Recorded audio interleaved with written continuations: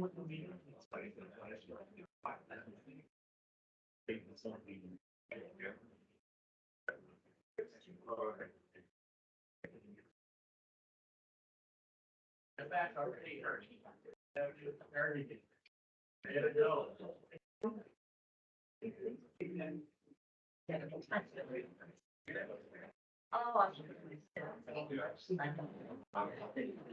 lot of factors that are.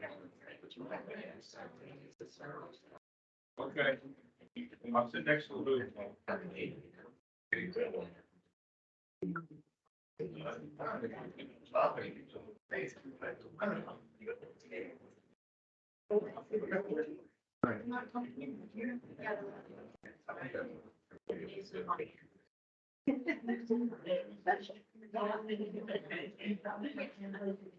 Yeah, okay.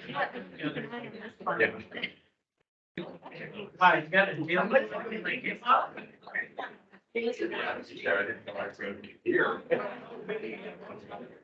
Actually get me some version.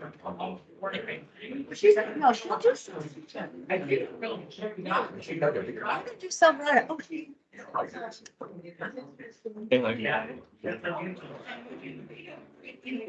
Jill, did you mean to say after it? Excellent. Yeah. A lot of feedback, a lot of easy questions, but really, it really detailed about what people, you know. Something else, or sharing what we were, not just. You give me an agenda. Yeah. Think was on more than. Yeah. Nice to see you. I'm sure my family's on it. Of course. No, I got it. I didn't get it. I don't know what I was to track me, but at 11 o'clock. That's the awesome. 2 a.m. of time. I mean, I usually have thought at 4 or 5 a.m. and regular people have to do Yes.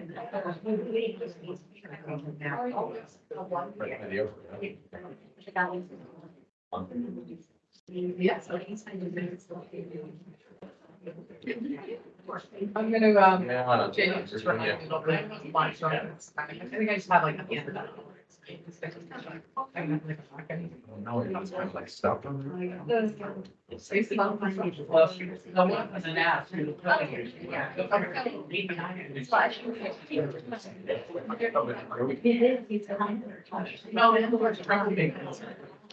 Also, Amber, we might, when it comes time for the feedback piece on the Dr. Brenshaw, we might need folks might need pins. Yeah. Okay. Just, we'll probably do a quick shout out, and if folks raise their hand, they need a pin, we'll have some. Yeah, don't worry about it. Yeah. I'll have Michelle do it when it comes time.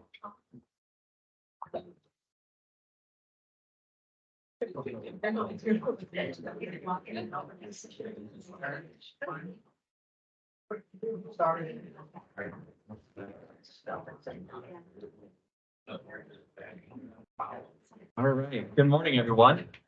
My name is JD Klippenstein. I'm the Director of Development for the Reno Housing Authority. I really appreciate all of you coming for this resident meeting. I just want to do a sound check. You all can hear me, right? Okay, good. I heard a no. Was that a sarcastic no? Well, I'm really glad you can be here. We have a lot of staff and the team from the Reno Housing Authority here. We also are really excited to have our co-developer, Brenshaw, a representation from the architect on the project, Frame Architecture, and then we also have Katie from Housing to Home. And I'll have them introduce themselves in just a little bit, but first I wanted to introduce, if you don't know, Hillary Lopez, the Executive Director of the Reno Housing Authority. We also have Heidi McKendry, our Deputy Executive Director. And then for all the RHA team, if you work for RHA, can you raise your hand? Cool. Just want you all to know, put the hands up again one more time. If you have questions at any point, or you need more information, go talk to someone with their hand raised, and we will get it to you. Absolutely. Yeah, absolutely. So, really quick to some housekeeping. Hopefully you all signed in. If you didn't sign in, can you raise your hand? We want to make sure that we get all your contact info. All right, cool. Well, and then you should have also gotten an agenda and a packet with some really helpful information. So today, really the goal of the meeting is we're going to provide an overview of the project.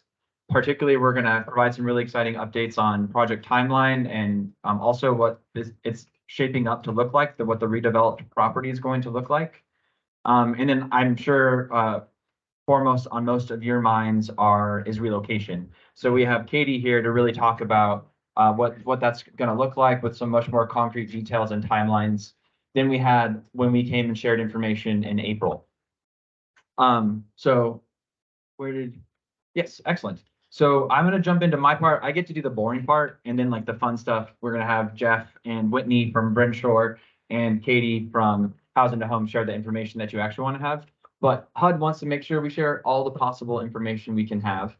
And I want to refer to some of the other items that are in your packet. We have an FAQ that answers a lot of questions regarding Section 18, which is the tool we're using for this project to convert it from public housing to a different kind of affordable housing. And there's also a one-pager in here that Housing to Home put together that explains what relocation assistance is going to look like. So please, it's the last page. So please feel free to refer to that throughout the presentation. With that being said, I am going to kick into, oh, sorry.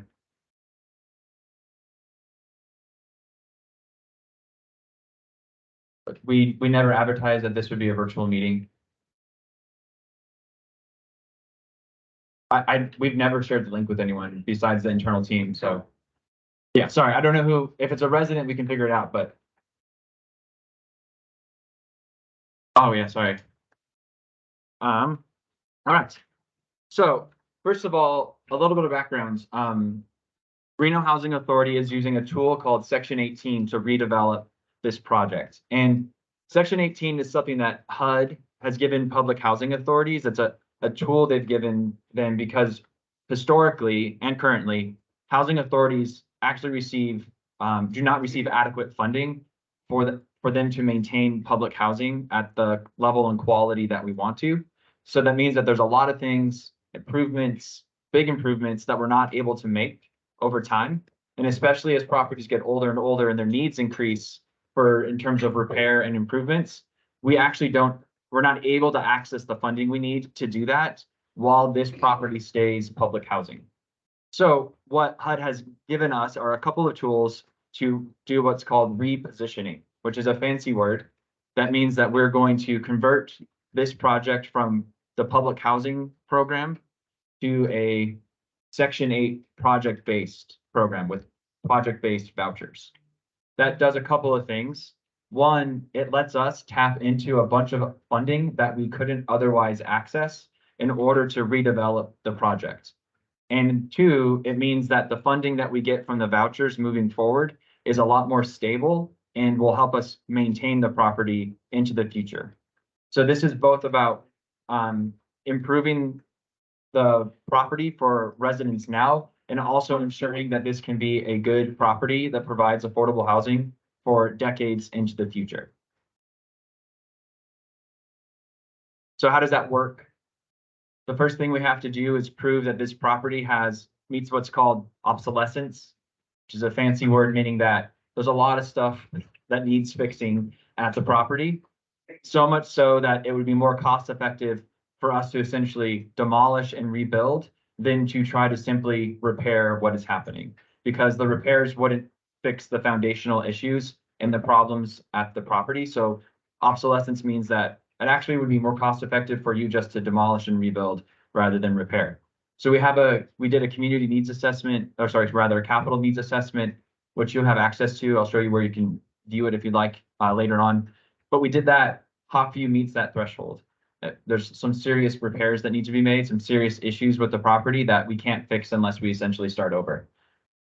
So we have that, and then we put together an application to HUD to allow us to essentially reposition the property and dispose of and demolish the property. We have submitted that application. It is in the process of being reviewed by HUD right now. And then once it's approved, this property would be removed from the public housing stock And then we would be able to access all those funds that we need, and we would move forward with the project in terms of redeveloping the units here on site. A couple of things I want to make sure you're all aware of is after redevelopment, these are important things to know. One, every unit that is redeveloped on this property will still be affordable. It will be affordable for low-income households, just like it is today. And Reno Housing Authority will still own and manage this property.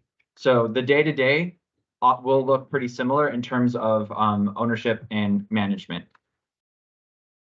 Part of why we're doing this is also not simply to improve the 100 units that are here, but it's an opportunity for us to increase the amount of affordable housing in the community. As you know, there's a huge lack of that throughout the community.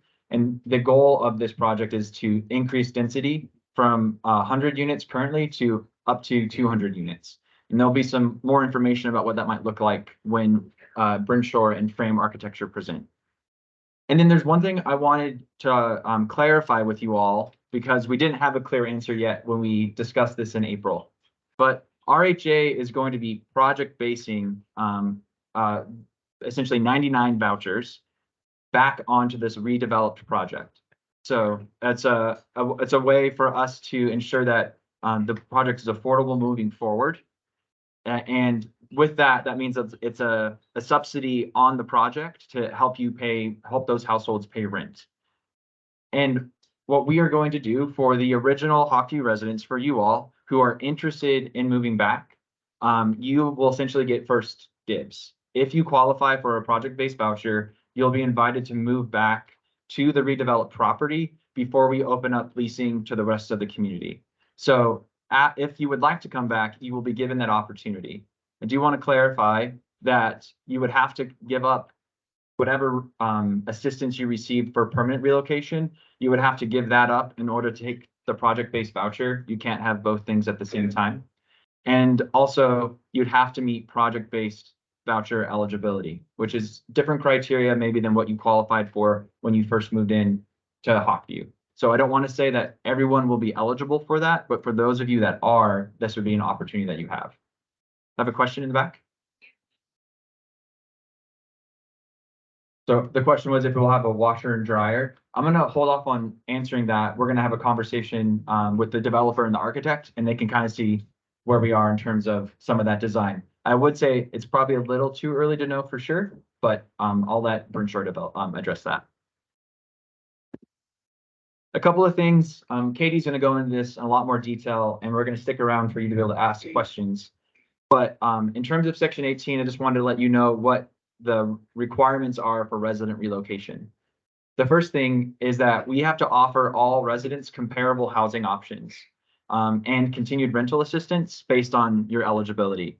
So all of you, as part of the plan that you will meet with Housing to Home and come up with what your relocation plan looks like, you'll be provided not only moving assistance, but continued rental assistance, either through a transfer to another public housing site, or perhaps a tenant-based voucher to a different unit or apartment in the community. So you will be your rental assistance will continue. Also, we have to issue a 90-day notice prior to relocation. Ideally, we'll have a conversation with you well before then, but we have to issue an official 90-day notice. We also have to offer, and we want to offer, counseling and advising services for relocation to any resident who would like it, which is what we have hired Housing to Home to do.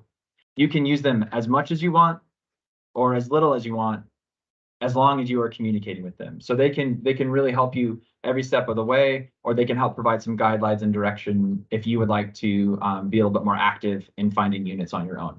Katie will explain that a little bit more further. We also have to pay moving costs, right? We don't want you paying out of pocket for this relocation. We have funding set aside to provide that.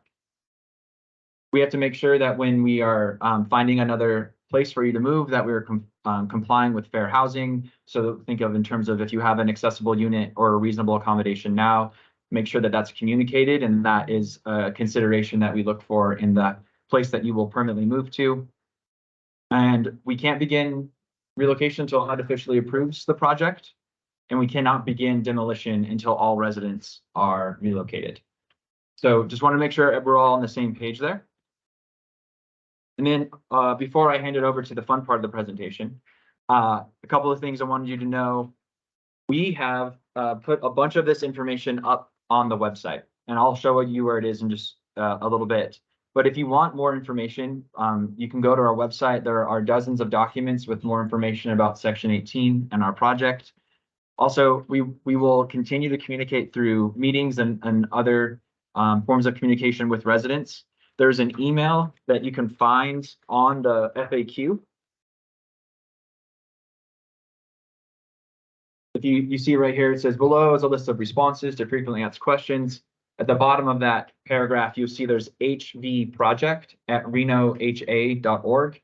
That email goes directly to my team, and we will be sure to respond and provide more information if you have anything. So please feel free and ask more questions. Definitely ask questions when you meet with Katie and her team for the relocation. Make sure that you have a clear understanding before you sign any documents, because they're part of this process will you signing that you understand what your options are for relocation and moving forward. And we really encourage you to have clarity before you do that. And do not hesitate to ask for additional assistance or more information. We really want you to be making informed decisions with all the assistance that you would like within what we are able to and required to provide. But with that, I'm going to show you really quickly what the website looks like. If you go to renoha.org, and I forgot to tell Amber to do this, so I'm going to give her a second to do this.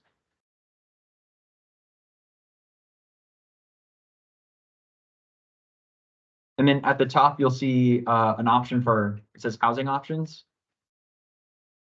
If you click on that and you scroll all the way down to the bottom, you'll see redevelopment preservation.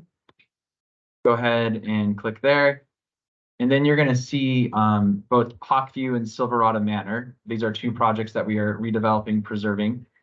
And you have a brief description of the project for Hawkview. If you click on View Project Details, this will take you to a web page that we have built that has a bunch of different information.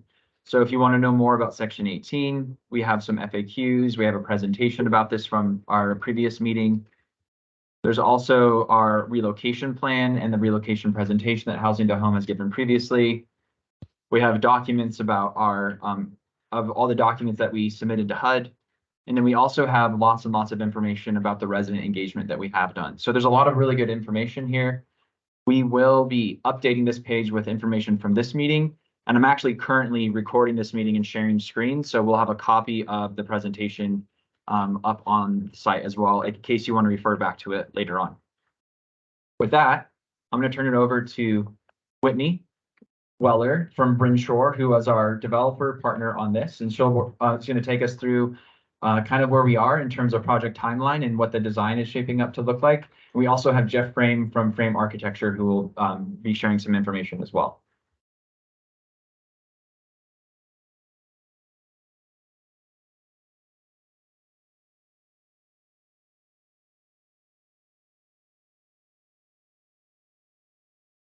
Good morning, everyone.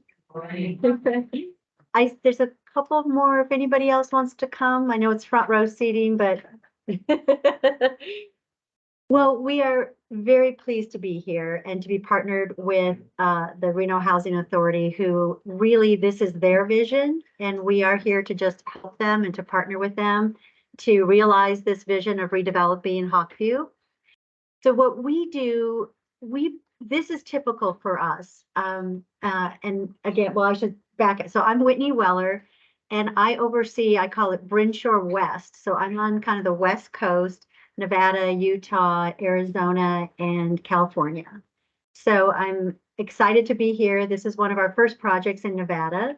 So it's going to be exciting to really get to know how things work here and to work with all of you over the next couple of years. This is not a quick process. So we are here with the Housing Authority, who brought us in again to help sort of realize this vision of redeveloping your community, which is why you're here and you're part of this effort. We don't do this alone. The Housing Authority doesn't do it alone. We really do this with you. So we These community meetings are important to us, and we want to hear from you. We want your feedback. We want to hear your ideas. We want to hear your concerns, your fears. That's really what this meeting is about. And today we're introducing ourselves and we're introducing our very initial site plan concept. So Bryn Shore, what we do as a developer is we partner with the housing authority. We talk about the vision. We look at the site, we study the site. You have a very unique site here because of the topography. So we have to be really thoughtful about what we design, how we design it to make sure that it's in line with the actual natural landscape of the site. So we take all of those things into consideration. We track down the money. How are we going to build this? How are we going to pay for it? And then we oversee construction. And in this case, the housing authority is going to take over and they're going to manage and they'll be here long term. Often we are part of the long-term management process, but because the Reno Housing Authority is incredibly capable and this is what they are interested in doing, I think they'll be a great long-term owner, just like they are right now. So we have been in business for 30 plus years and working around the country. Our home office is in Illinois, outside of Chicago, but we have about 10,000 units that we have built and developed. And that's in about 100 communities. So we consider Hawkview a community. So we'll be adding Hawkview to our numbers. And we're here really to make the process go smoothly, to ensure that we bring our expertise and kind of our best practices, if you will, from other experience that we've had. And then we, like I said, we kind of manage it till the project is built and then hand it back to the housing authority, who will be with us through this whole process. And I know you've got a lot of great folks from RHA here who can assist throughout this process. So,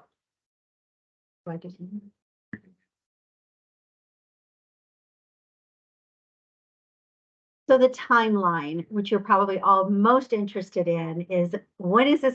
See a lot of nodding heads. When is this going to happen? How is it going to affect you?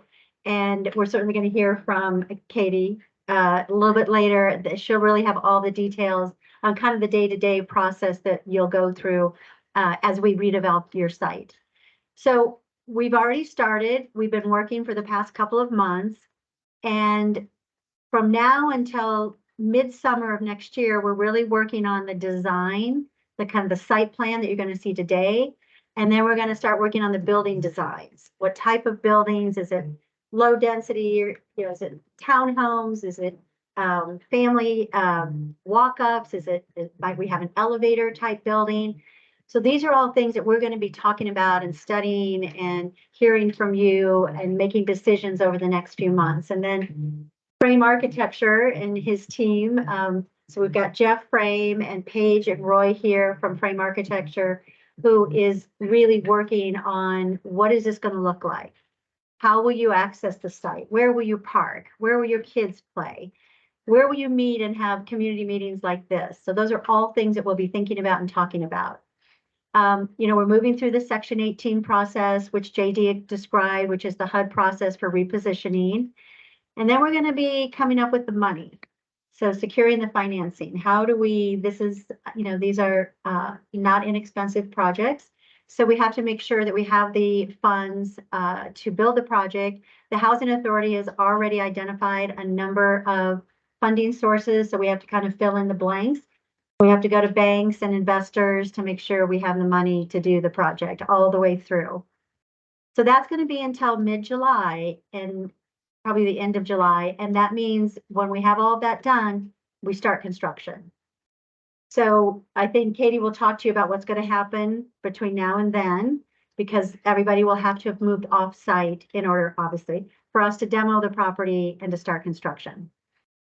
So, well, we have it here. So tenant relocation in the next tab or the next bullet is going to start in January and go through June. So it's not everybody going to be gone at once. It'll be a process and slowly, moving families into other housing.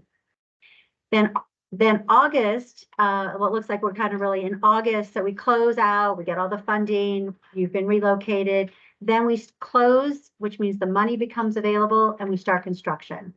So that's going to be kind of July, August of next year. Construction takes about 2 years. So about that same time, we will, we'll be under construction. You'll be able to come back and see what's happening. And as we get close to construction completion, we'll have some additional meetings. And then you'll be talking again about with Katie and her team and the Housing Authority about coming back to the development if that's what you wish to do. So what are we going to do? I think we've kind of covered it. We're going to demolish the existing buildings. We're going to build, this will be, Jeff will show you in a few minutes, we're going to be building a number of new buildings in a different configuration than we have here right now to try to make it more sort of friendly and more outdoor space, protected outdoor space so kids can play. You can have outdoor activities. And we're going to have a variety of bedrooms from 1, 2s, and 3s. I think most of you all live in 2s. So we're going to be replacing all of those 2-bedroom units if that's the same size that you'll need when you come back in a few years. It'll be all new with new amenities. There'll be also large community space. There'll be management on site. And then there'll be parking for every unit. So that's always a really important aspect. Everybody wants to make sure that their parking spaces are still going to be available. So we will have parking for every unit. And I think you'll see next on the layout that Jeff will describe how it will work, how it'll feel different from what you have today. Right, Jeff?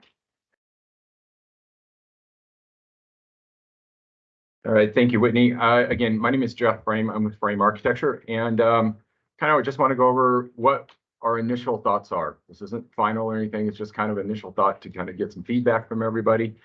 Obviously, one of the big challenges right now, you have 100 units here, and we want to go to 200 units. So we're doubling the number of units on site, but we still have the same amount of land and everything to work with. So obviously, things are going to get a little bit more dense. How do we provide the open spaces that we want to give to everybody? And of course, the big thing is how do we provide the parking on the same amount of land? So obviously, right now, your buildings are 2 stories in height. We're going to go up to 3 stories in height for all of our buildings right away. And taking into account some of the topography, we may have some advantages there to pick up some more units. So you can kind of see a little bit here on, go back to this one. You see a little bit here, we've divided the project up, or kind of the areas of development up, kind of into a north area and a south area. You can see the north area up at the top of the screen there. We have 3 separate buildings, kind of all arranged around the central courtyard. There's a nice big open space that we have for everybody. And the same with areas to the south, again, arranged around a nice big open courtyard for everybody. So we're really looking at more of the outdoor spaces right now than really the unit layout. The one lonely building in the middle there, that's would replace this building that we're in right now. That would be the amenity building, the leasing office. It would be central to everybody. It'd be a little easier to find whether you enter from the north or from the south. And then you can see the parking kind of meanders through, starting at the south, just kind of meanders through, does a little inverted S and back up on Steelwood up here. So again, you can kind of see again on the north side here with the 3 different building types. And again, organized around that central courtyard. Same with the buildings on the south. So we're really looking at creating these nice outdoor spaces where everybody can gather, everybody can, whether there's community gardens, whether there's other types of gathering spaces in there, and safe places for kids to play in there so they're not out in the parking lot. So there's plenty of opportunity there. And again, all the buildings will be a little bit taller, a little bit more dense, but we are, like Whitney says, replacing all the units, the 2-bedroom units, and I think we're up to around 200 units right now. This is just some of the imagery we're looking at. Nothing, again, is final. We are looking at different building types, whether they be kind of row houses or townhouse looking units, whether they be a little bit more, kind of more multifamily, more multi-stacked units. Just again, looking at different ideas here. You can see over there on the left, we have just kind of some community garden areas that we're going to incorporate into the design. And then some of the other type of units that we're looking at as well. Again, just to try to give it a little bit new, more modern look. and give it something that's a little bit more present day and something that's a little bit more durable, lasts a little bit longer, not as much maintenance for the housing authority. So again, kind of the 3-story walk-ups are kind of common, and that's probably what we're looking at. A lot of it has to do with zoning. We're in a zoning, our zoning ordinance only allows for a 3-story building, so we're going to work with the existing topography on that to try to get those to step down the hill a little bit more. And again, the idea is to there's more of a concentration right now on outdoor space and activity and amenity space than there is on actual unit design. We are looking at some taller type units, maybe going up to a 4-story, or maybe even a little bit taller, some served by elevators. Again, this has to do with zoning, has to do with budget, has to do with just timelines of construction. And what can we give you on the outdoor space, and also give you some private space as well. I think, again, one of the big things we're focusing on right now is what can we give you as far as amenity and recreation space, and how do we divide those big areas up into something that's a little bit more human scale. So it's not just a big field of grass or a big open, just a big open area, but how can we create these outdoor intimate environments for everybody to enjoy. And obviously, there's recreation areas that we're going to include, playground areas. We're not going to lose the playground area we have. We actually want to make that a little bit more enhanced, quite a bit bigger. And just outdoor recreation for all ages is something that we're looking at as well. Again, the amenity building we're looking at, replacing this building, we're looking at a standalone building, and really going for the open outdoor spaces is kind of our main focus. So that's it. Questions? All right. Thank you. Thanks, John. All right, and I do want to note in your packet, there is a section if you want to provide some feedback or questions, particularly on any of the design things. It's I don't know, it's 4 or 5 pages in. There's some blank spaces if you'd like to leave some comments. You can leave that with an RHA staff member on your way out. If you want to think about it, provide some written feedback, and bring it to Suzette at some point in the future, that would be great. But we are really interested in getting some of your feedback on that. Whitney, is that probably the best way for them to provide that at this point? Well, are we gonna have a question? We are. Yeah. So we can, if you want, we can hold off on some of the, if you want to offer some ideas or thoughts with what Whitney and Jeff just shared. We're going to have a Q&A after Katie goes, and then you can go from there. I'm going to really quickly bring over the other presentation.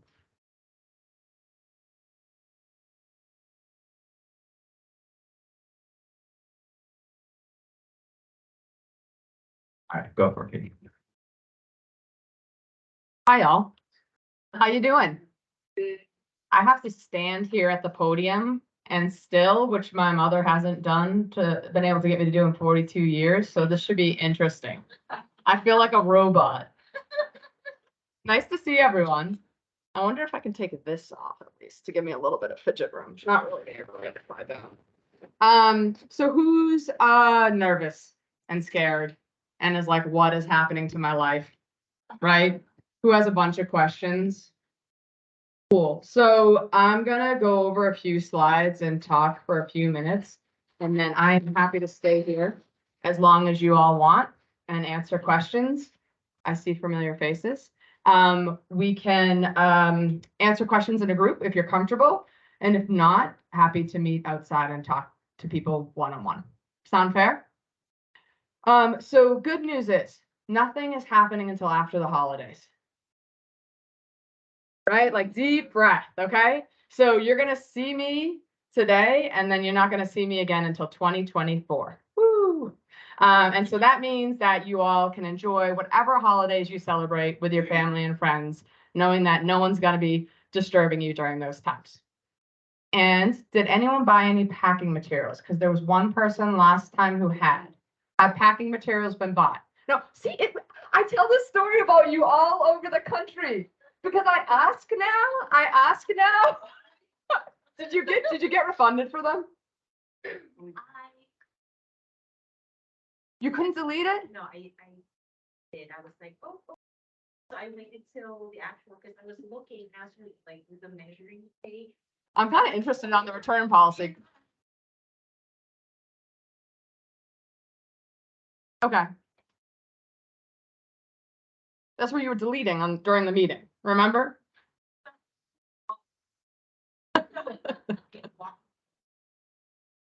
I mean, now I definitely did it to you, right?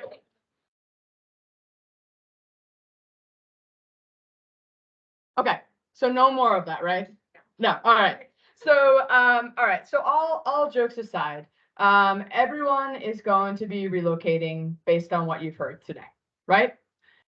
So what does that look like? What happens next?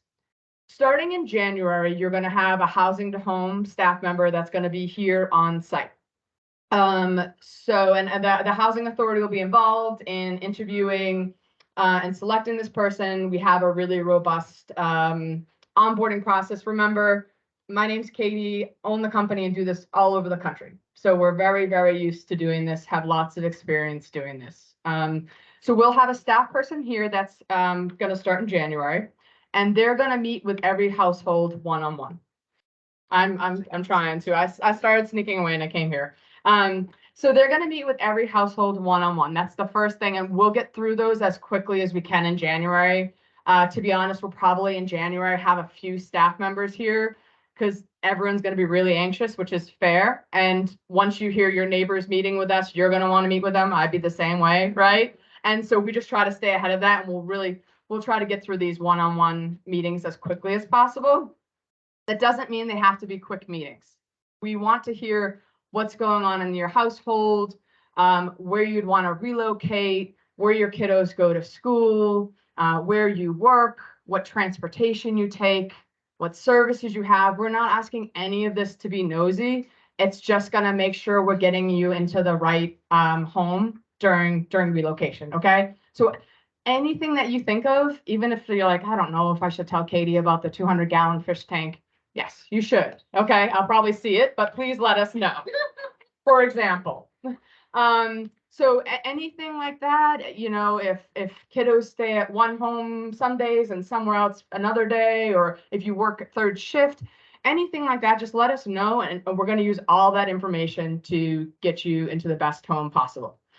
So that's happening in January. We are going to be working with the team to have everyone relocated by June. So once you're meeting with folks, we're going to start looking and figuring out your new home. And as has been mentioned, we're going to look for transfers into other Reno Housing Authority properties. And then we're going to look at people being able to have vouchers to relocate to another property in the area. People can actually take those vouchers other places out of state. We can talk more about that when you meet one-on-one. Today, we're not going to get into a lot of the one-on-one questions just because besides buying packing material, I don't want to put anyone else on blast. So if you have a particular question about your household, I'm not being rude or avoiding it. I might just say, you got to let us know during your one-on-one meeting in January, and that's the time to tell us. And we're going to try our best. If you have a preference around a transfer or a voucher or some other idea you have, we're going to try our best to make that match. It's not going to be perfect, and we're going to all have to be flexible and work as a group. Okay. I'm a person that's very honest up front, and I will tell you all if I can promise something or not. We're going to work our best to have the best fit. I will say, and people won't, you'll hear this today, you won't understand it until like February or March. Where you're going to is not home, right? It's not going to be perfect. It's not going to be the same. I just literally can't do that. So I need you and your family, and this might be something to do during the next month or two, to start thinking about what are your priorities, right? Like think about your top 2 or 3 priorities. Is it staying in a certain school system? Is it having a washer and dryer? Is it having parking, right? Like think about what are kind of the top few, just knowing that it's not going to be perfect. And you'll start off like, I need everything the same. And once you start looking at different options, I'm way off the I Yeah, know. okay. It's okay. Sorry, Anna's not here, it's very bad. So just start thinking about what that match looks like. So start these one-on-one meetings in January. We're looking to have everyone relocated in June. In the meantime, everyone has gotten a general information notice, right? At the last meeting, you all got a notice and signed it. Does anyone remember what it says or what you signed? No? Okay. It's It's up on the website, but my friend outside did remind me that some folks aren't on technology. So the general information notice, which you got last time, it's called a GIN, not the gin you drink. It's just the acronym is as GIN, right, GIN. And it says we're applying for funding, and if we get funded, we're going to go forward with this work, and as a result, you're going to have to relocate. It says do not do anything right now. Don't pack, don't move, don't do anything, because you might actually lose some of your benefits. Just sit tight, but we want to let you know we're applying for this funding. So that's what you all got already. The next notice you're going to get is a 90-day notice, and that's going to be after you meet with us in January, after you've had all your questions answered. You're going to get a 90-day notice, and that's going to start the clock of you have 90 days to relocate. So if we're looking to relocate everyone for June 1st, going backwards, you'd be getting that April, May, June. You'd be getting that March, April, May. You'd be getting that March 1st, right? So you meet with us one-on-one in January, and then in March, you'd be getting the 90-day notice. Doing okay so far? I know. Do you want to talk to my friend Kristen or Corey real quick? Sure. You want to hang through? I'll stop with the jokes. You okay? Okay, let me get through a few more things. Is that okay? What's your name? Ladonia? All right, just let me get through a few more things and then we can talk some more, okay?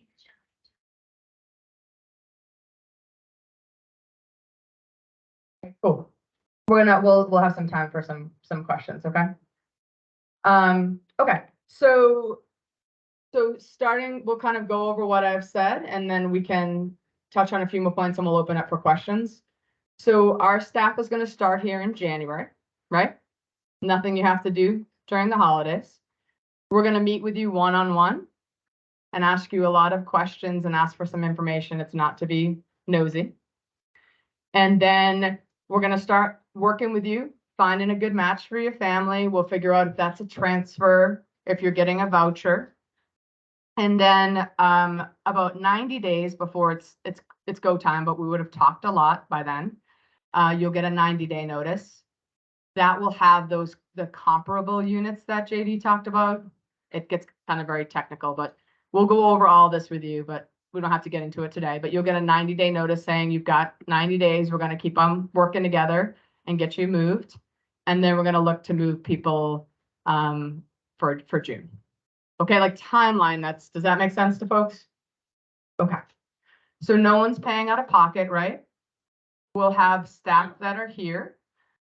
We're going to be getting you boxes and paper and tape. We're going to go over how to pack up. I literally never used a professional mover. I'm going to for the first time in my life in a couple weeks. I've always moved myself, right, with my friends and family. So going over how to create boxes, what to pack and which boxes, we'll do that with you. And then you'll have a choice, and this is nothing you have to decide today, and it's too much information. We'll either have a licensed bonded moving company that's moving you, and my staff will be on them, overseeing them, saying, be careful of her dishes. She wants this bed set up in this room. So we'll either have a licensed bonded moving company, or you can move yourself.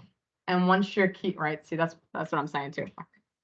You can move yourself. Some people find this attractive. And when you turn in your keys, you'll get a check for moving.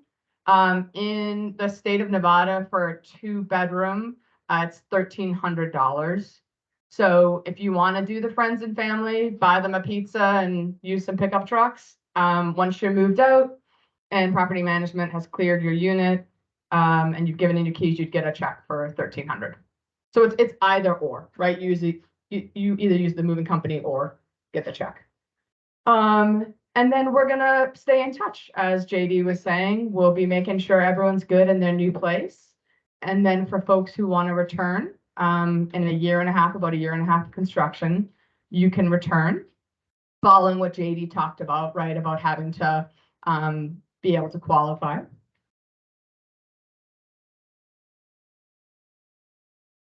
Yeah, and for moving back. Yeah, there's no assistance. That's right. And so there would be no moving assistance for moving back. But you'd be able to return back.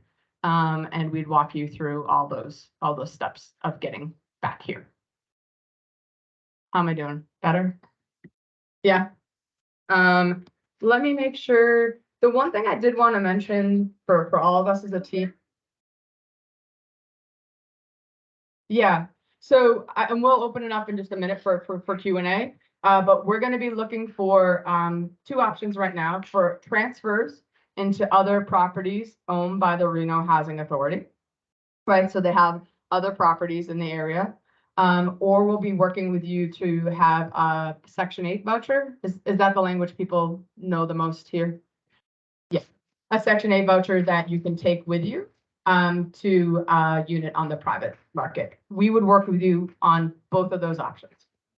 Of course, please. All that is absolutely true. I do want to just be really clear. Relocation from this site will be considered permanent relocation.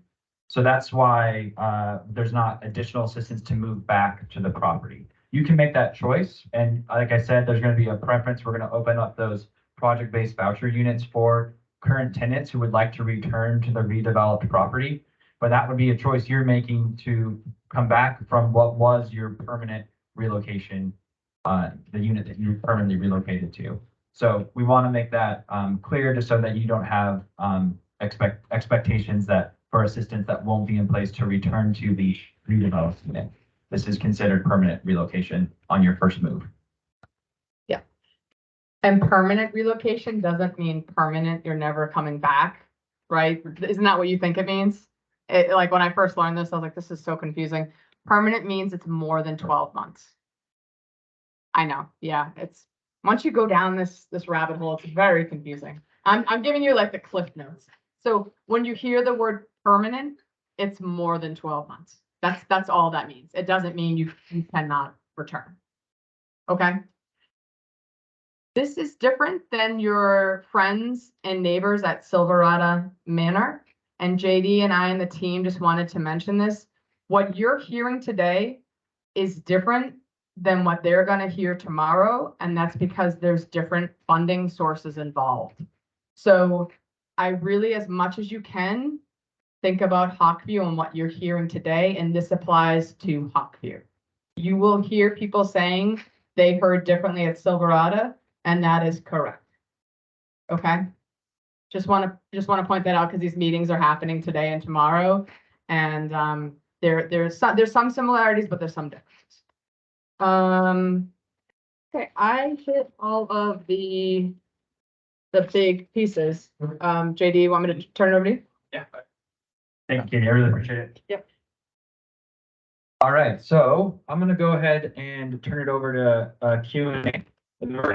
I'll invite folks to come up and respond to the questions depending on what you've asked, and I'll also have the speakers restate the question so we can make sure we capture it on the recording.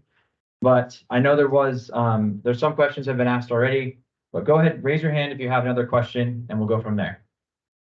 Oh, sorry, I think Hillary, would you like to say something first?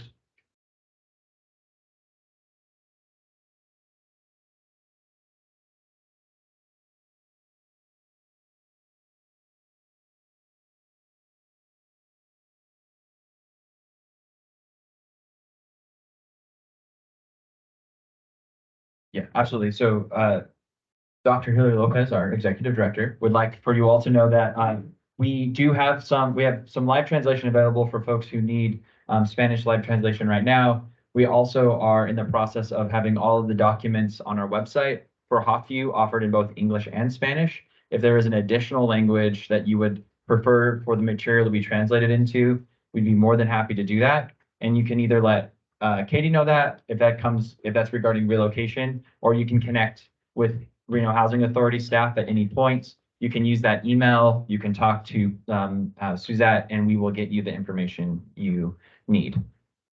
All right, thank you. Other questions? I know, Mr. Sheeger, you had a question. I want to direct it to Katie. Thank you for your helpful and informative talk. I do have a question that might seem personal, but it could have application to other people. I've been here since Ed Hockey since 1994, and I'm a academic and a scholar and a mural painter and an artist. And I literally have over 1,000 books in my apartment, literally from the floor to the ceiling. I know you're home. I can picture it right now. And so there's a lot of stuff. And when I went on your website. Yeah. It says under special circumstances, there could be storage available for up to 12 months. And I wanted to ask specifically about that because I have I don't mean to make Yeah. a public notice, but I have a disability that will be getting worse in early 2024. And I may not be able to do all of the work myself, especially all this stuff.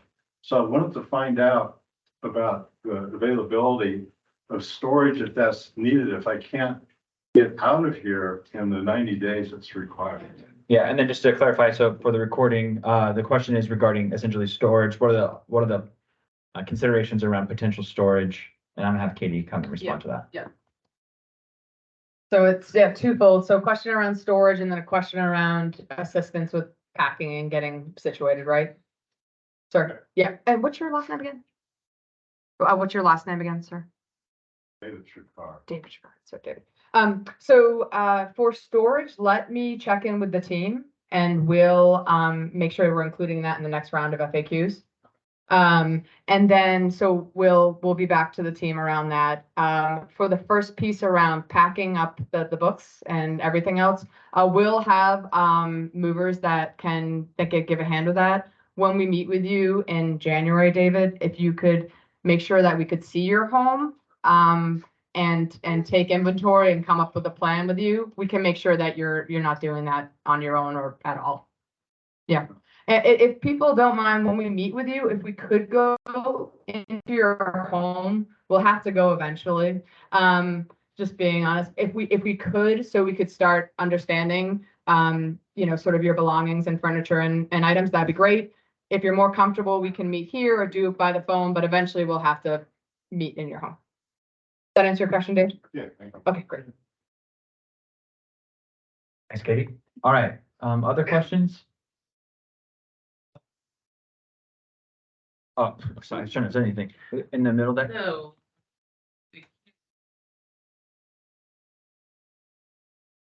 Got emotional. Sarah just lost her dad and just having to move. She has so many friends at her school. She just loves them, adores them. Are we going to be able to have like a variance? Are you guys gonna help us with that? Cause I really just feel so bad. She's like, why does everything have to be taken away from us? And I'm trying to make it like a positive thing for her, but I know it's good that we're moving, but it's just having to move her in another school. It'll be hard. Yeah. She's been going to her school since she's in pre-K, so. Well, first of all, I'm really sorry. That's a lot of heavy stuff to be juggling right now. So I can answer two things. One, that can definitely be one of the considerations to prioritize for where you move, that it wouldn't impact what school she's zoned for. The other is that we have been in talks with Washoe County School District, and they have I guess the word would be generous. They have a very generous variancy. What's it called? Variance? Yeah.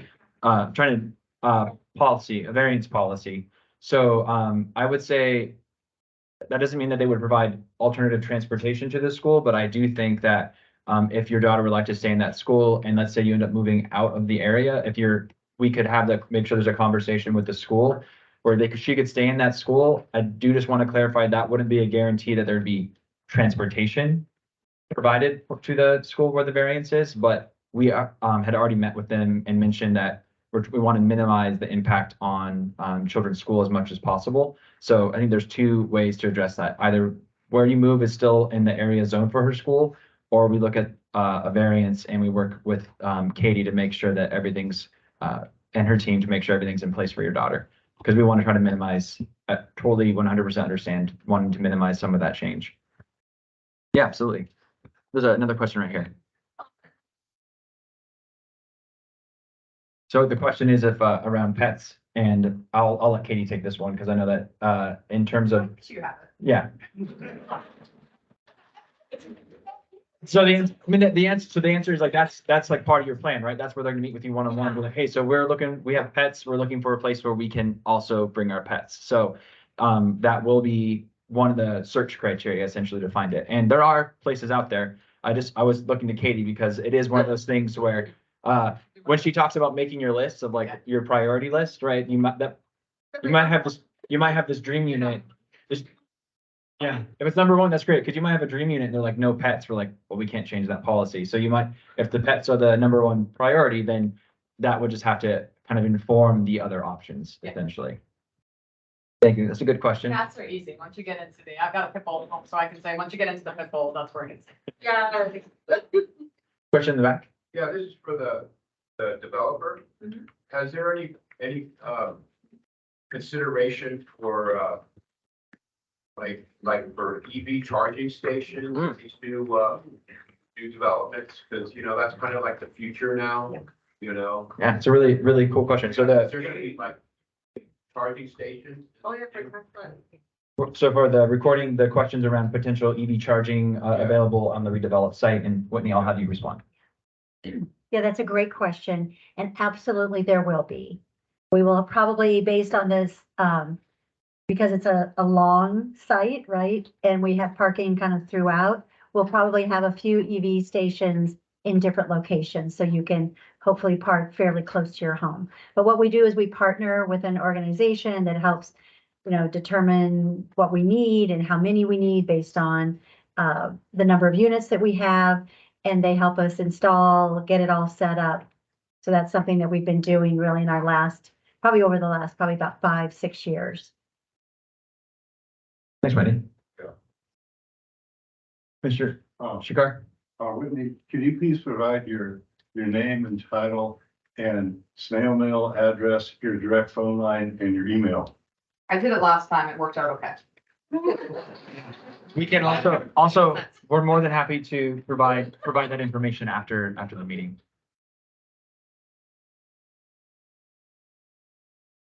Yes.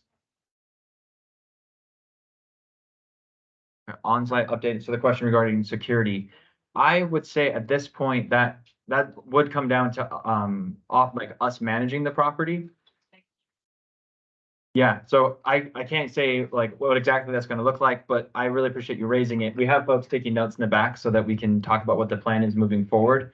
That wouldn't really be a consideration for these partners, because that would be something that RHA would need to talk with residents about once we are operating and managing the redeveloped site. But I hear the concern around on-site security. I can't say that there will be security on site. Okay. I do.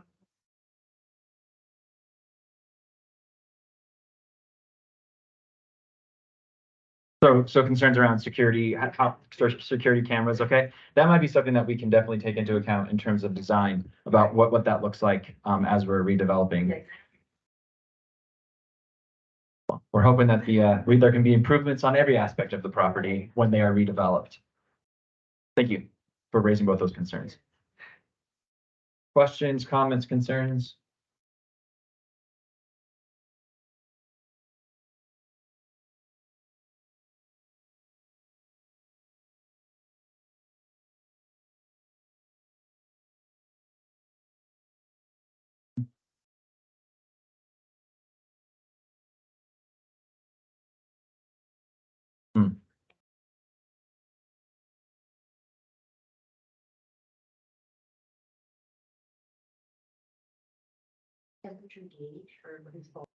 So you're not wasting all that cool air or hot air, just, energy consumption wise. I think that's a problem. Possibly. Yeah, so it's a question regarding, one, it's probably a little too early on some of those designs in terms of the air. I know in terms of energy efficiency and then looking at alternative ways, perhaps solar or other opportunities for there, those are on the table right now that we're looking at opportunities for that. So thank you for that feedback. Yeah.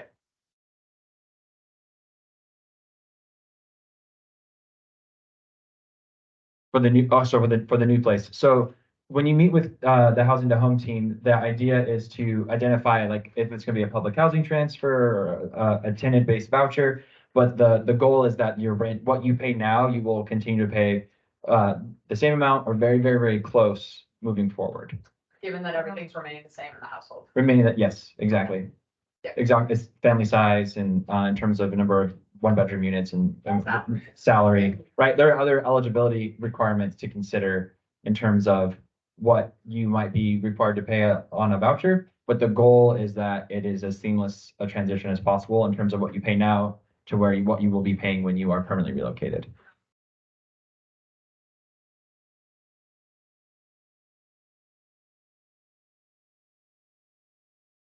That's good to bring up in January for the long months. Yeah, for sure. That will be obviously part of why we can't answer all the specifics necessarily is it's kind of on a case by case basis. But the overall, I would say is we are required and want to provide continued rental assistance wherever you end up relocating.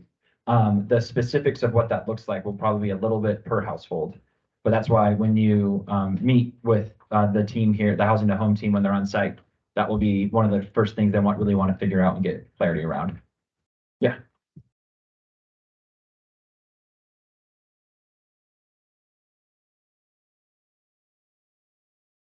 Yeah, so that's, I would say, I'm like, is it gonna be the same here, located, or is it gonna be sectioning?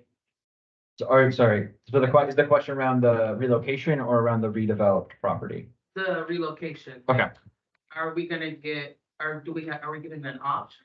So you'll be, based on your household, based on the situation your family is and the kind of the options, priorities you have for your relocation, you'll have a variety of options that you may be able to tap into. One could be a tenant-based Section 8 voucher, that would allow you to go and find a unit anywhere in the community with a landlord who's willing to take the voucher. Others might choose to simply transfer into a different public housing property. Or there are also other types of affordable housing that the Housing Authority owns and operates. So there's some other options there around project-based vouchers. But the idea is that given your like, hey, I want to live here, I want to live in this school district, or this zoning, or I want to be close to my work. Given those priorities, then we would look at, well, is that a tenant voucher? Is that a public housing transfer? And you'll be given some choices there. The number of choices we get, there's a max number, right? Comparables, yeah. Yeah. So a few different things. So when you get that 90-day notice, right, we talked about, you're going to get at least 1 up to 3 comparable units that you could look at relocating to. So you'll hear 90-day notice or you'll hear comparables a lot. The other thing here is decent, safe, and sanitary. So all of those comparable units have to be decent, safe, and sanitary, and we inspect them to make sure that they are.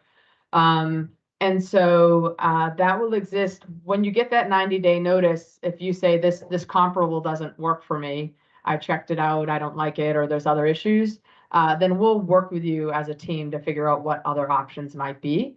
As I was alluding to, folks have a tendency to start out saying no, no, no. As the months go by and you understand what the options are, a lot of times it's like, okay, I'm ready to kind of compromise. I think this will be a good fit for my family. So it's a bit of a process of us working together. But it will change a little bit over the months from sort of like, no, I don't want it, to like, okay, I've seen 6 now and I am understanding what's going to be a good fit for my family. Does that make sense? Okay.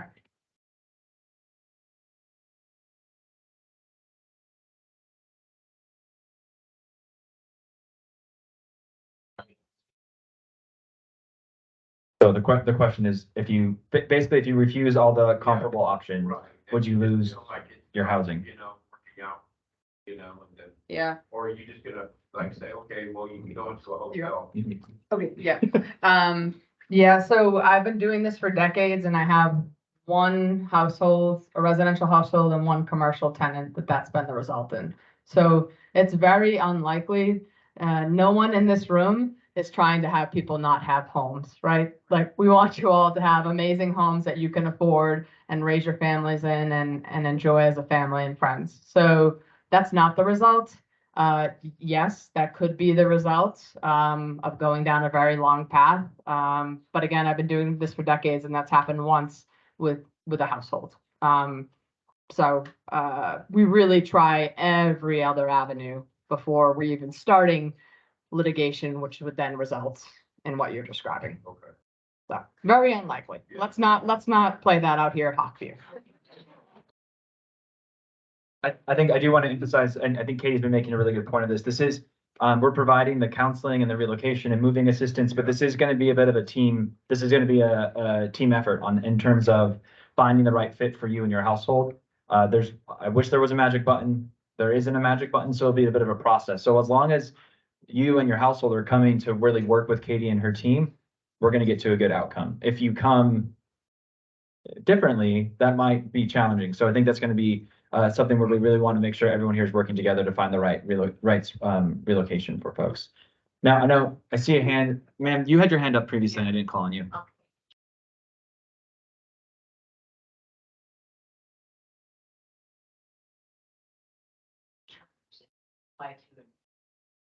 Okay, are you're referring to some of the language that says a resident in good standing? Yes. Okay, so there in some of the resources you'll have, it applies to residents in good standing will be able to access these resources. Just to clarify for everyone in the room, Katie, can you, I'm gonna butcher that one. Can you say what in good standing means? So it would vary by housing authority. Most cases, fair to say that people are current on their rent. Yes. In compliance with their. Yeah, Yeah. so the question is around what is a resident in good standing? It's that you're current in your rent, that you're complying with your lease.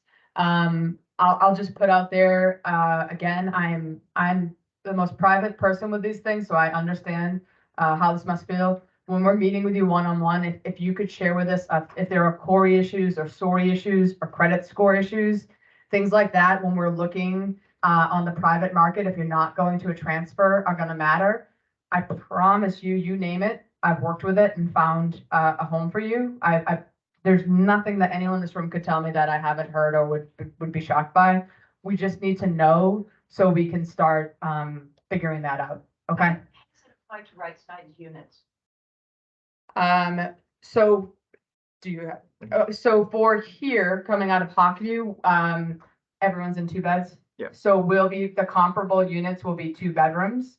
I don't know if the housing authority wants to interject around anything happening before that around right sizing.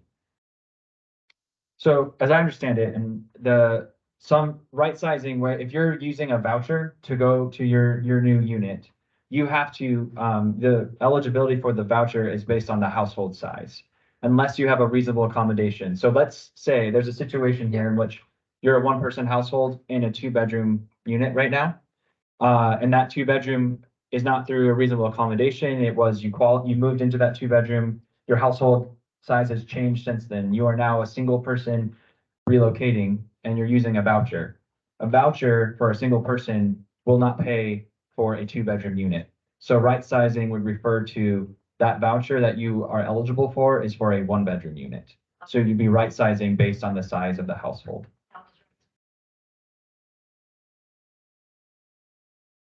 So right sizing would be the kind of what happens during the relocation process. If you're utilizing a voucher because of the eligibility requirements. So that's if you find something under the voucher amount, like a 2-bedroom, you can get a 2-bedroom. You do. So you're in the vouchers program, if you're gonna be, when you find a unit, we're gonna determine if the unit is affordable for you. And that's where the income comes in.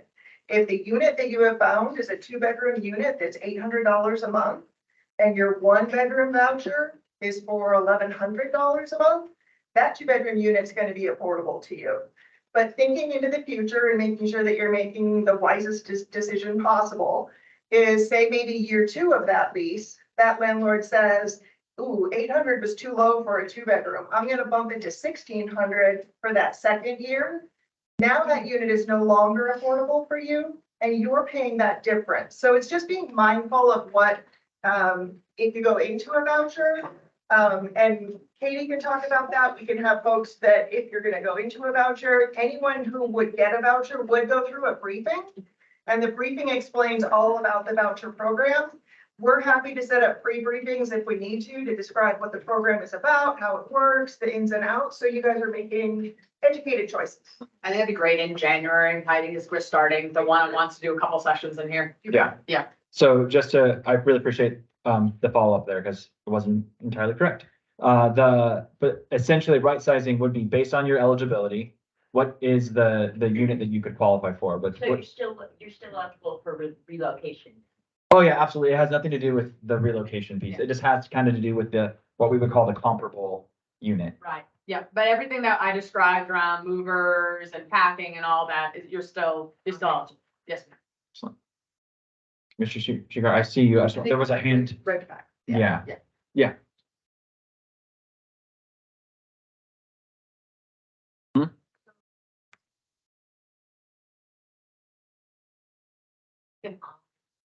Yeah, absolutely. That will be part of the moving plan in terms of what needs to be moved into your new unit. You mean like single family home? So that can be one of the options that you look for, but I think there is not a guarantee that we can go find a single family home. So you're trying to find so again, that's why it's really important to meet with Katie in January, because all those details, I think they want to know them so they can make sure they're helping to try to find the right place. Yeah. And they're gonna do their best. We're gonna do our best to try to make sure we find all of those. But again, I do want to reiterate, there'll come a point where we're gonna be like, hey, these are the most important things. These things are a little bit less important because it's very likely you won't find a unit that meets every single thing that you're looking for. So it's like, these are the critical things I have to find, and then we'll go from there. Yeah, and a compliment would be considered. You know, that could be a request, but it's not. that would be- Right, so that would not, yeah, if you're in a 2-bedroom unit right now, moving to a single family home, that would not be considered a comparable housing option. They're not the same kind of thing, We're so. not against it. If we can find it, we'll do it, but just that's kind of like apples stuff. Just because right now, I don't know, it's not wheelchair accessible, but I have the ability to get in. Yeah.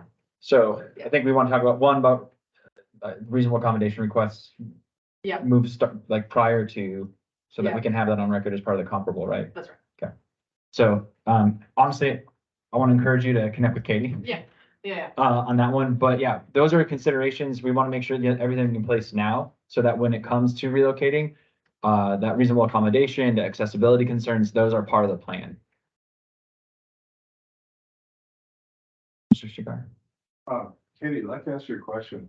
I think there might be a way that those of us who are Oakview residents that could be relocated, we might be able to actually help us determine where to go. And the thought behind that question, Katie, is you're gonna have a list of all the places that are available. But if we could get access to that list, then we would be able to, on our own, drive around and look at, and would that be something that's possible? Yeah, so the question is, and Judy just mentioned this a little while ago, of you all participating. Absolutely, 100%. So I just did this recently with 48 households. And the way that they work together was amazing, to the point where we would get some open houses for like 3 or 4 units. And a group of residents would go there, would bring each other's applications to like in one batch, which was amazing. And then they would ask the land person, do you have other units? And he'd be like, oh yeah, my buddy down the street actually has 4 other units. And this group of residents found probably a dozen homes between them all and helped each other out. So the more you all want to work together and help each other out and work as a team with us, the better. Like at the end of the day, everyone's going to be relocated come June. Right? Like we can't stop that. right? We can't control that, and that's part of the nervousness and anxiety around these meetings and this process. But once we embrace that and we all work together, David, to your point, like that's amazing. And we're more than happy to share the list we're creating. We're happy to have you all add to it. Happy for you all to say we checked it out. If you get there before us and it stinks and no one should live there, and we'll take it off the list. Yeah, more than happy to do that. Of course. Thanks, Katie. Yeah. Was there a question there in the middle? Yeah, I guess so, my question is.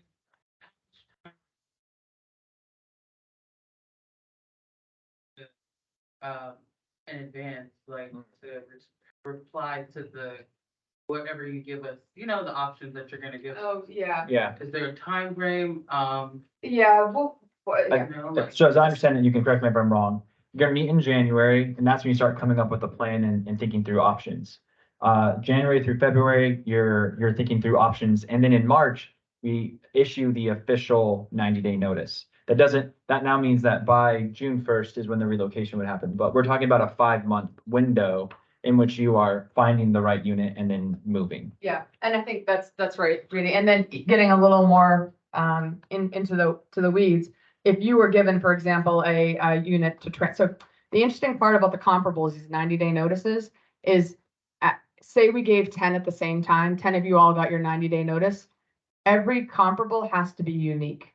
So I can't give you all the 10 same units on your 10 90-day notices. Does that make sense? So there will be a moment where I'm making up this example, but say there were 10 transfer opportunities, right? We had 10 units that you could transfer to in Reno Housing Authority, and 10 of you all got one of those as your comparable. We will have to pick a time, whether it's a week, of you going to view that and seeing if you want it and if you want to take it or not. Because if you don't, it will go to the next person in line. So there will be some pressure when we get to specific examples, specifically when they're coming from the housing authorities group, right? The transfers, that you will have to move quickly, take a look and tell us if you want it or not. Does that make sense? Does that answer kind of both your questions? Yeah. Thank you. Right, and, sir, you had a question? Yeah.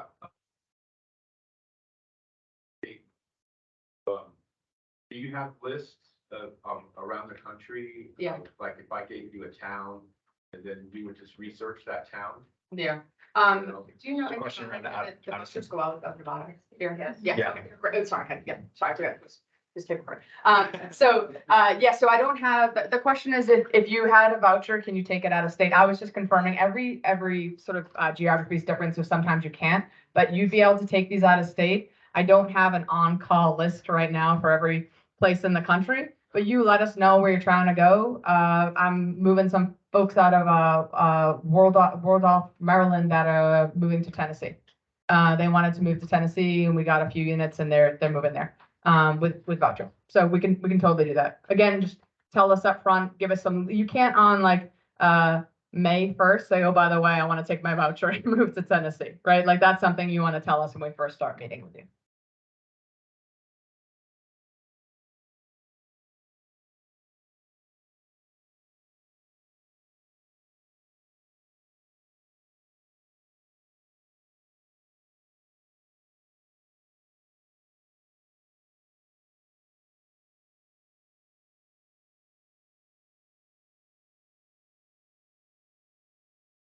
Search for yourself. Thank you, Heidi. Is there a question right here? Oh, just one more thing. Oh, sure. What were the vouchers? Like if you were gonna get on a voucher, how long will your voucher last? So vouchers based on eligibility, and as long as you maintain that eligibility, both in terms of income and also being in good standing, you keep the voucher. It does not expire with time. If your income increases beyond the eligibility, or there's other like you're no longer a renter in good standing, or some of those other concerns, like you're evicted, those are things that would impact your eligibility to have the voucher. But as long as you meet the income requirements and the good standing requirements, you can keep that voucher. Yeah, I just wanted to finish that, my bad. Yeah, sorry about that. Does it have to be a private person if you take a Section 8 voucher? Does it have to be a private party or can it be a family member? Like, let's say a brother or sister has an apartment or a condo that they want to Can you use that section 8 with that, Heidi's gonna do this way more justice than me. No. yeah? Unfortunately, and that's a HUD regulation that we can't budge on. Okay. So HUD says very clearly, you can't rent from a family member. Oh, Yeah. Yeah, so just for the recording, if you have a relative who owns a place, you want to rent it using a voucher, HUD does not allow that to happen with a voucher. Really good question. How we doing, okay? People feeling a little better? Just a tad, okay. All right. Well, one more question here. I have a question for the person from Brinshaw. Sure. Or what's the name again? It's Bryn Shore. Brinshaw, thank you. And what's your first name, please? Whitney. Whitney, thank you. It's actually a two-part question, but where my apartment is literally 10 feet from the Ore ditch. And so I see little baby ducklings and frogs and everything in there. And one of my neighbors loves to come by when the frogs are out and listen to them go ribbit, ribbit. And she wanted to take some pictures. And one day she got access to the Ore ditch with a camera, and she took a picture of this frog that we had never seen. It was this yellow-legged frog. And she determined that she thinks that might be either threatened or endangered. So we looked on all the available information for the federally required environmental protection report if there were any endangered or threatened animals, and I couldn't find anything. So what I'd like you to do is I'm going to give you my phone number and the contact information that you could send me that, oh, sorry. You okay? You could send me that report if you don't mind, Whitney. I can take that. We have completed an environmental review for the project that was completed with consultants submitted and approved by HUD. That environmental review is available on the same website where you can find the other documents. If that's something where you just want that, you don't want to navigate the website, you just want the copy yourself, we can email that directly to you. But to your point, a full environmental review has been completed. We had to have that completed before we could submit the application to HUD. Part of the other question about that was when we had the resident engagement specialist, Michael Menches, he was able to get funding for that turned into this wonderful innovation garden project. And I noticed that there were butterflies there. There were swallowtails and there were monarchs. I don't know how common they are. I don't know if they're as common or as uncommon as this yellow-legged frog. But would that be in the environmental report if that was an issue? No, I think to that point, there's a criteria based on where the project is located and the considerations of the project. HUD and the EPA, they have requirements of what needs to be looked at. And there wasn't anything that, because of the project's located, where we would have had to identify there were no species in the area, known species for us to be considering in the environmental review. Sorry, Hillary.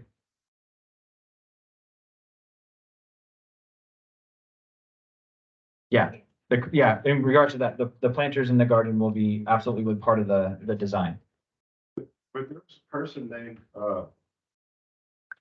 this person who did the environmental review was named Erica, Mhm. and Erica Balderson with a DEC Environmental Inc. And it was either on May 22nd or May 31st.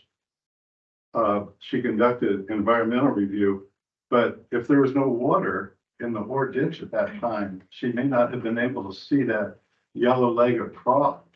So if that might be the case, then the environmental review would be not full, it would be incomplete. And if that's the case, is there an opportunity that they would have to go back and check out the Ore ditch, which is a riparian environment, comes from Lake Tahoe, meanders down here, goes through Reno and winds up in Pyramid Lake? Would there be an opportunity they could do a follow-up for the Ore ditch if that frog was an endangered species? David, just so you know, I know that you're speaking to Whitney. This is a responsibility of the Housing Authority, so this is not actually what Brinshaw, part of their scope of work with us. So as the housing authority, what I can say to you is that we completed a fully compliant environmental review that took into account every aspect that we are required to take into account for. I would love to talk to you more about the concern that you have. I don't know if we're going to be able to answer that in this moment, but I the understand. environmental review that we have completed meets all the things that we are required to look into. Erica completed that. It was then reviewed. We had to run that through the city of Reno first, and then there was a public comment period the city of Reno held. We then submitted to HUD. They hold an additional public comment period. Following that, HUD approved the environmental review and authorized us to move forward with the grant funding that we're bringing into the projects that requires an environmental review. Thank you. Yes. To, closing out dates. What units, is there a plan in place to how the closeout dates and what units will be included in those dates? Does that make sense? Oh, you mean like when, the questions around if like particular units have been identified as if they need to move as of at this Yeah, date or that date? closeout dates. So at this point, the two dates that we've identified, the target dates are starting the meetings in beginning of January, and the goal is to have By all- October. all residents relocated by June 1st of 2024, and then construction would start July or August of 2024, completed by end of 2025, early 2026. Okay. No, the financial closing is a bit separate from the relocation. Financial closing is around the time, we can't begin the project until we financially close and all the funds are available. I think we're looking at July for financial closing of the project.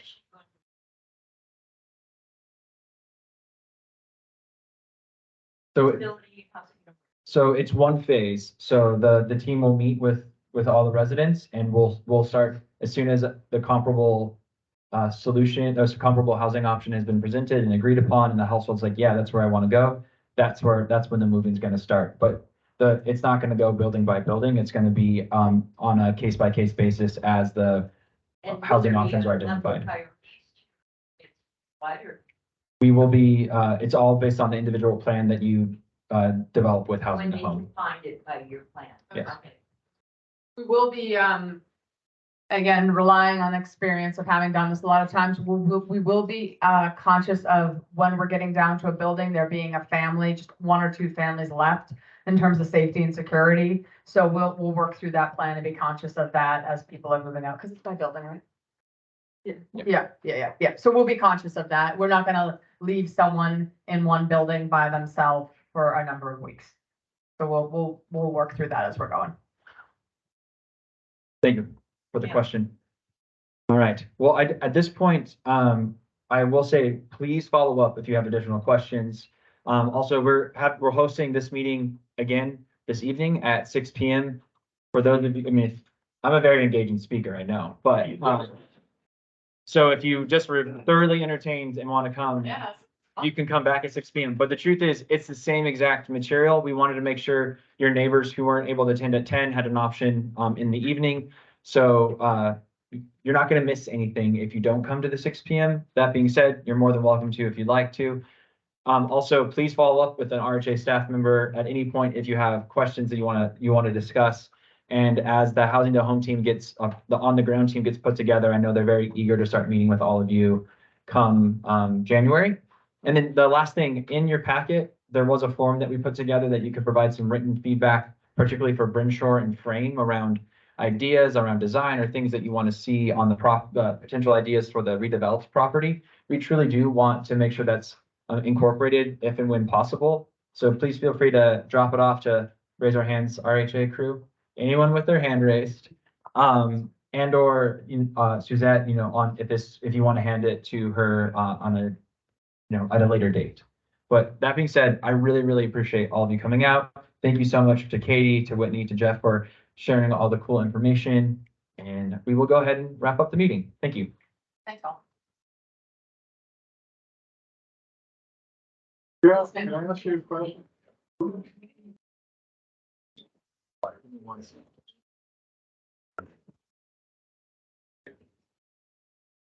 Yeah.